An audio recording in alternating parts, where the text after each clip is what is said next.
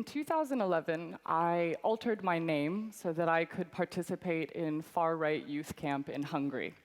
I was doing a PhD looking at youth political socialization, why young people were developing political ideologies in a post-communist setting. And I saw that a lot of young people I was talking to were joining the far right.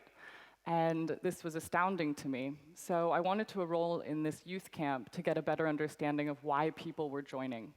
So a colleague enrolled me, and my last name sounds a little bit too Jewish. So Erin got turned into Irina, and Saltman got turned into Sos, which means salty in Hungarian. And in Hungarian, your last name goes first. So my James Bond name turned into Salty Irina, which is not something I would have naturally chosen for myself. But going to this camp, I was further shocked to realize that it was actually really fun. They talked very little about politics. It was mostly learning how to ride horses, shooting a bow and arrow, live music at night, free food and alcohol, also some air gun target practice using mainstream politicians' faces as targets. And this seemed like a very actually friendly, inclusive group until you started talking or mentioning anything to do with the Roma population, Jewish people, or immigrants. And then the discourse would become very hate-based very quickly. So it led me into my work now, where we pose the question, why do people join violent extremist movements? And how do we effectively counter these processes? In the aftermath of horrible atrocities and attacks in places like Belgium, France, but all over the world, sometimes it's easier for us to think, well, these must be sociopaths. These must be naturally violent individuals. They must have something wrong with their upbringing. And what's really tragic is that oftentimes there's no one profile. Many people come from educated backgrounds, different socioeconomic backgrounds, men and women, different ages, some with families, some single.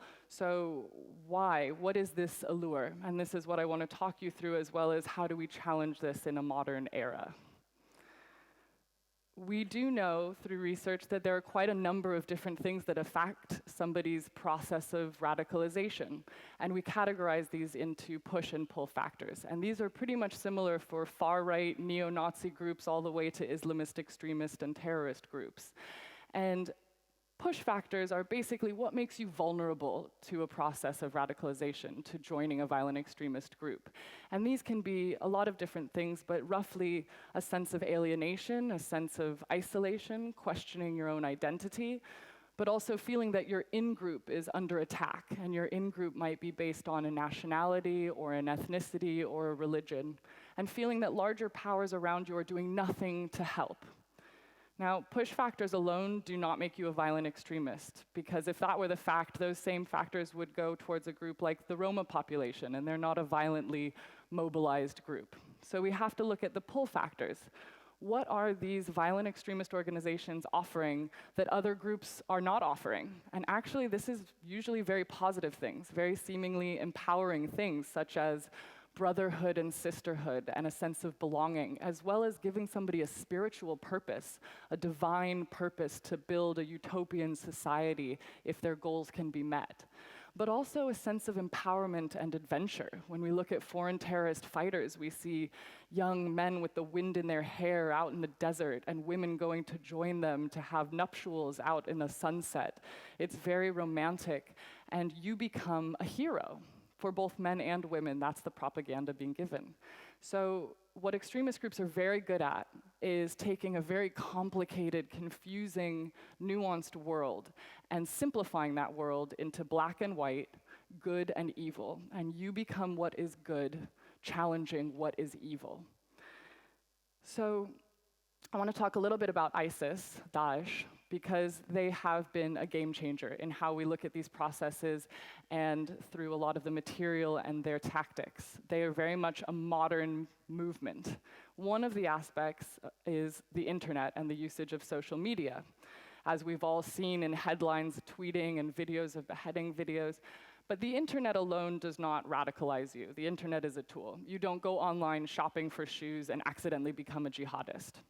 However, what the internet does do is it is a catalyst. It provides tools and scale and rapidity that doesn't exist elsewhere. And with ISIS, all of a sudden, this idea of a cloaked, dark figure of a jihadist changed for us. All of a sudden, we were in their kitchens. We saw what they were eating for dinner. They were tweeting. We had foreign terrorist fighters tweeting in their own languages. We had women going out there talking about their wedding day, talking about the births of their children out there.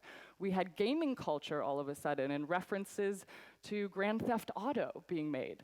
So all of a sudden, they were homey, they became human. And the problem is that trying to counter it, lots of governments and social media companies just tried to censor. How do we get rid of terrorist content? And it became a cat and mouse game where we would see accounts taken down and they just come back up. And an arrogance around somebody having a 25th account and material that was disseminated everywhere. But we also saw a dangerous trend, was that violent extremists know the rules and regulations of social media too.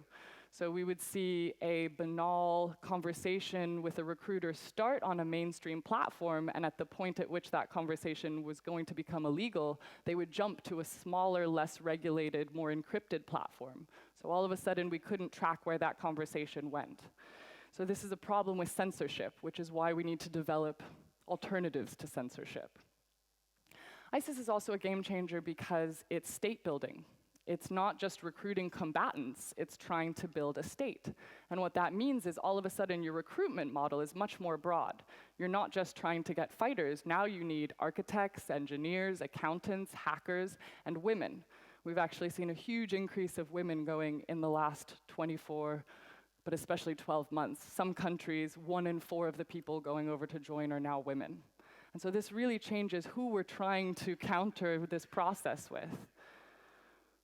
Now, not all doom and gloom, so the rest I'd like to talk about some of the positive things and the new innovation in trying to prevent and counter violent extremism. Preventing is very different than countering, and actually, you can think of it in medical terms. So preventative medicine is how do we make it so that you are naturally resilient to this process of radicalization, whereas that is going to be different if somebody is already showing a symptom or a sign of belonging to a violent extremist ideology. And so in preventative measures, we're talking more about really broad groups of people and exposure to ideas to make them resilient, whereas it's very different if somebody is starting to question and agree with certain things online. And it's also very different if somebody already has a swastika tattoo and is very much embedded within a group. How do you reach them? So I'd like to go through 3 examples of each one of those levels and talk you through what some of the new ways of engaging with people are becoming. One is Extreme Dialogue, and it's an educational program that we helped develop. This one is from Canada, and it's meant to create dialogues within a classroom setting using storytelling, because violent extremism can be very hard to try to explain, especially to younger individuals. So we have a network of former extremists and survivors of extremism that tell their stories through video and create question giving to classrooms to start a conversation about the topic. These 2 examples show Christiane, who lost her son, who radicalized and died fighting for ISIS, and Daniel is a former neo-Nazi who was an extremely violent neo-Nazi, and they pose questions about their lives and where they're at, and regret, and force a classroom to have a dialogue around it. Now, looking at that middle range of individuals, actually, we need a lot of civil society voices. How do you interact with people that are looking for information online, that are starting to toy with an ideology, that are doing those searching identity questions? How do we provide alternatives for that? And that's when we combine large groups of civil society voices with creatives, techies, app developers, artists, comedians, and we can create really specified content and actually online disseminate it to very strategic audiences. So one example would be creating a satirical video which makes fun of Islamophobia and targeting it to 15 to 20-year-olds online that have an interest in white power music and live specifically in Manchester. We can use these marketing tools to be very specific so that we know when somebody is viewing, watching, and engaging with that content, it's not just the average person, it's not me or you. It's a very specific audience that we are looking to engage with. Even more downstream, we developed a pilot program called One-to-One, where we took former extremists and we had them reach out directly to a group of labeled neo-fascists as well as Islamist extremists, and put direct messages through Facebook Messenger into their inbox saying, hey, I see where you're going, I've been there, if you want to talk, I'm here. Now, we kind of expected death threats from this sort of interaction. It's a little alarming to have a former neo-Nazi say, hey, how are you? But actually, we found that around 60% of the people reached out to responded, and of that, around another 60% had sustained engagement, meaning that they were having conversations with the hardest people to reach about what they were going through and planting those seeds of doubt and giving them alternatives for talking about these subjects. And that's really important.